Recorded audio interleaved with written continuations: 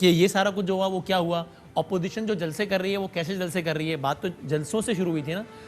وہ جلسے کیسے ہوئے ہیں اب تک, کیسے ہوں گے, ان جلسوں سے کوئی فرق پڑے گا؟ تو تجزیوں پر مبنی ہے آج کی یہ نشست.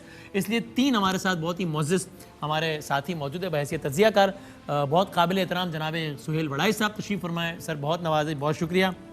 ہمارے ARY نیوز کے ہر دل عزیز جناب صابر شاکر صاحب تشریف فرمائے. بہت شکریہ صابر شاکر صاحب. اور جناب مہر بخاری صاحبہ ڈان نیوز سے وابستہ, بہت شکریہ مہر. تینوں کا بہت بہت شکریہ.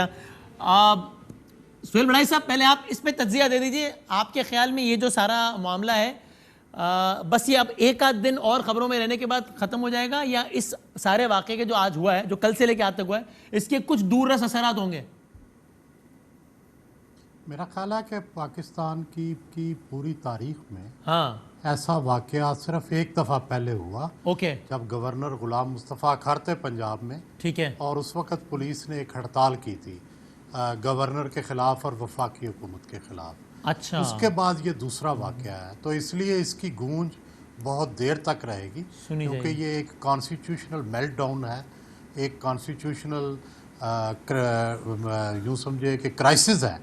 تو اس کو اگنور کرنا یا اس کو نظر انداز کرنا یہ ممکن نہیں ہوگا. جو اتنی کمیٹیاں بن گئی ہیں کوئی اس حل میں, نکالنا, ہاں میں وہی پوچھنا, اس کا حل نکلے گا کہ جناب فلاں صاحب صحیح تھے اور فلاں صاحب صحیح نہیں تھے؟ زبیر صاحب نے جو کہا وہ ٹھیک کہا یا نہیں کہا, اور اگر کہا ہے جو کہا ہے وہ ٹھیک کہا ہے تو پھر یہ کام فلاں صاحب نے انجام دیا تھا, یہ پتہ چلے گا؟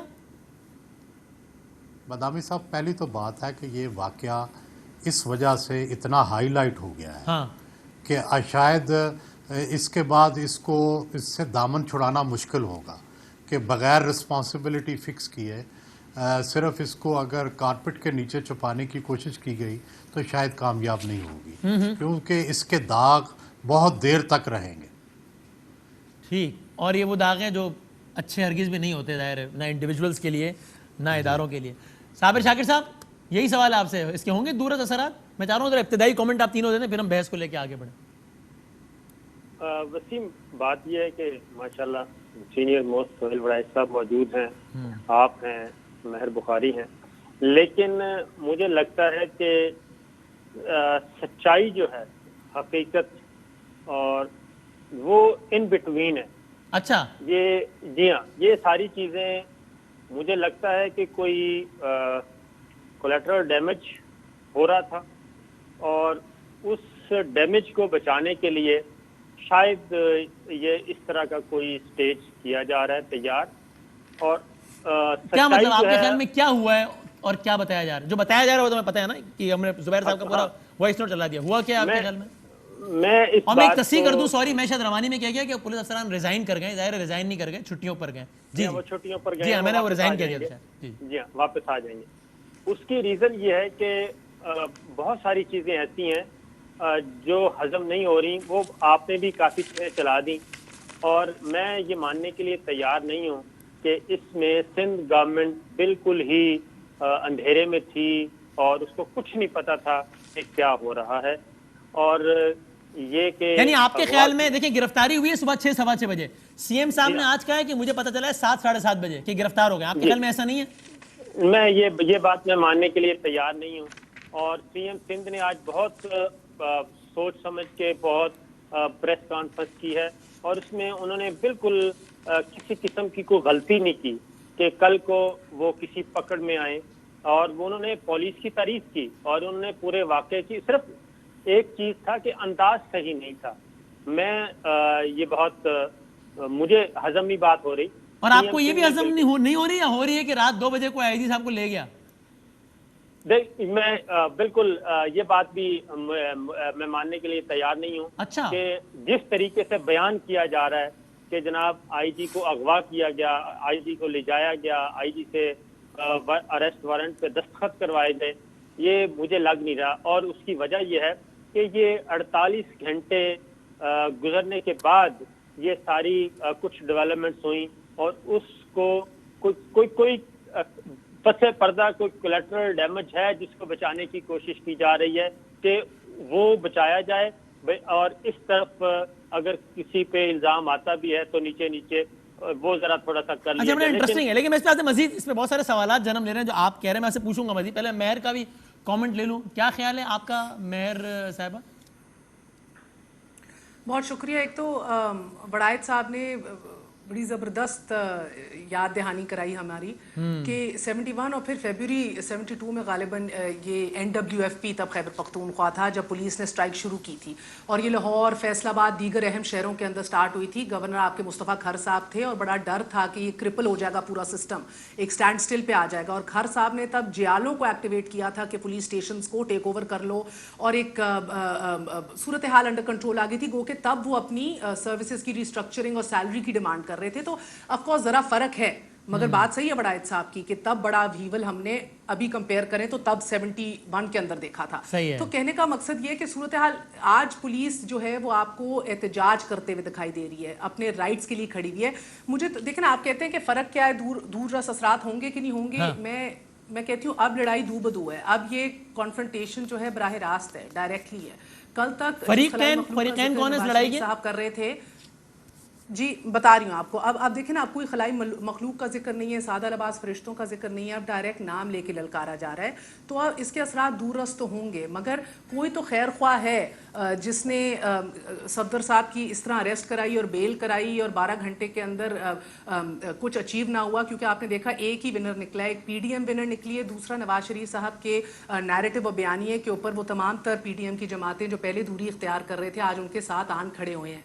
तो ये कोई तो अंदर खैर ख्वाह है जो रियासत के अंदर बैठा हुआ PDM का खैर ख्वाह है जिसने ये इतना बड़ा फासला पुर कर दिया है। तो विनर्स तो सिर्फ नवाज शरीफ हैं और PDM की अपोजिशन अलायंसेज हैं, बाकी लूज सिचुएशन है। ये दूर रस असरात इसलिए होंगे क्योंकि कल तक जो एक झिझक थी, जो आप और मैं भी टीवी पे बैठे हुए महसूस करते हैं, जो प्रेस कॉन्फ्रेंसों में भी जो पर्दा था, एक लिहाज रखा जाता था, वो अब वो पर्दा चाक हो गया है, वो लिहाज नहीं है, वो झिझक खत्म हो गई है। बराह रास्त नाम लिए जा रहे हैं। बिलावल भुट्टो जरदारी अभी 2 दिन कबल कह रहे थे कि नाम नहीं लेने चाहिए थे नवाज शरीफ साहब को, दूरी और अपने आप को डिस्टेंस कर रहे थे। आज उन्होंने बराह रास्त नाम लिए हैं।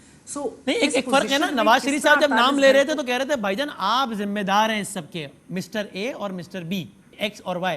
बिलावल साहब जब नाम ले रहे तो कह रहे थे कि मुझे यकीन है कि देखें आप लोग जो है ना बताएंगे कि कौन जिम्मेदार है और आप लोग सही। तो ये एक अप्रोच का तो फर्क आ गया ना बड़ा वाज़ेह। Wasim, tomato, tomato, potato, potato, क्या फ़र्क है जनाब? Seriously? अगर आप इतनी वोट को इज्जत दो, सिविलियन सुप्रीमेसी के लिए काम करते हैं कि तो जो इदारा मोर्द इल्ज़ाम ठहराया जा रहा है वो तो वज़ीर आज़म का मातहत है, वज़ीर आज़म से कहें नोटिस लीजिए। आप इंटीरियर मिनिस्ट्री से कहिए जिनके मातहत रेंजर्स आते हैं कि आइए नोटिस लीजिए और अपना मौक़िफ़ दीजिए। तो ऐसा ये तो वो कहते हैं ना कि वज़ीर आज़म को हम देखिए कठपुतली समझते हैं, हम समझते हैं सारे मामलात कहीं और चलते हैं, लेकिन इसका मतलब है कि जिन इंडिविजुअल्स को वो कह रहे हैं कि आप तय करवाएं, उन इंडिविजुअल्स को नवाज शरीफ साहब तो जिम्मेदार समझते हैं और कहते हैं। तो ये अप्रोच का फर्क नहीं आ गया? देखिए यही तो मसला है। ये इधर ही तो आपको नजर आता है कि भाई इधर कॉल और फेल में तजाद है। अगर आप वाकई चाहते हैं कि जो सिविलियन सुप्रीमेसी आए, इल्ज़ाम इधर ठहराया जाए, तो बराह रास्त उन्हीं से जिम्मेदारी डिमांड कीजिए ना। आप जिसको कह रहे हैं जो मौजब है तमाम तर प्रॉब्लम्स का, एक PTM की बड़ी जमात जाके उनको 6 महीने पहले एक्सटेंशन दे देती है, दूसरी बड़ी जमात जो आज उनसे कह रही है आइए इंसाफ कीजिए।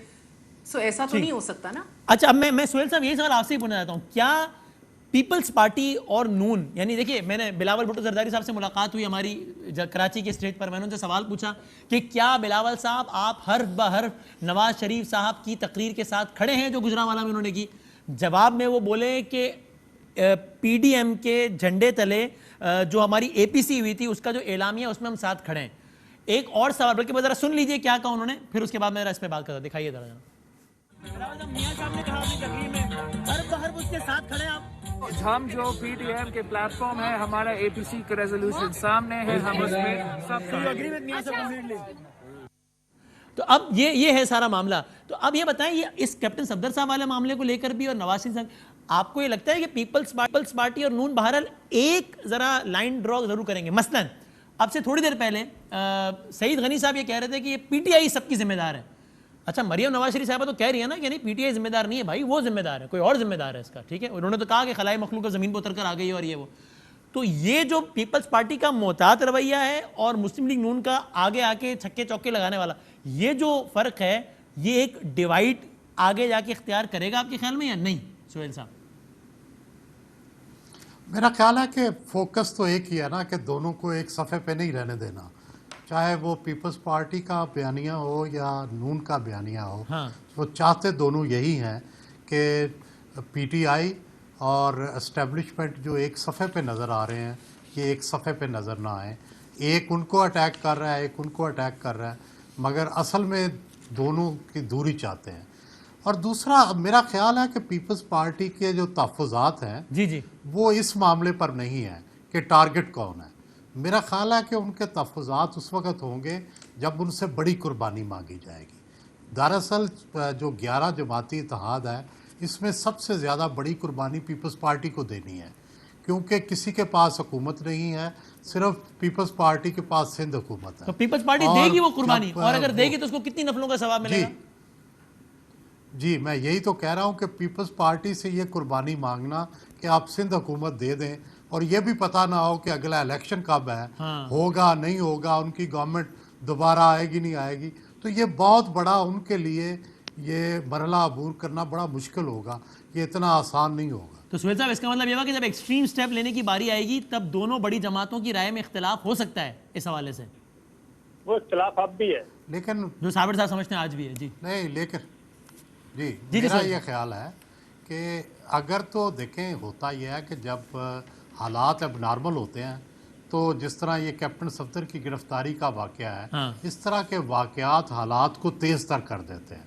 اب کوئی سوچ بھی سکتا تھا کہ کیپٹن کی صفدر کی واقعے سے پولیس جو ہے وہ رخصت پہ چلی جائے گی، اور آرمی یا چیف یہ نوٹس واقعہ لیں گے، اتنا بڑا ہو جائے گا، آرمی چیف نوٹس لیں گے اور آرمی چیف انکوائری کرائیں گے کور کمانڈر سے۔ یہ تو صفدر صاحب بھی نہیں سوچ سکتے تو ہوں گے اس کا کہ میری گرفتاری پہ یہ ہو جائے گا۔ یہ تو کوئی بھی نہیں سوچ سکتا، تو واقعات کتنے بڑے ہو جاتے ہیں۔ تو اسی لیے یہ معاملہ جب استعفوں تک جائے، جب استعفے تک جائے گا، اس وقت تک معاملات پتہ نہیں کہاں تک چلے گئے ہوں گے۔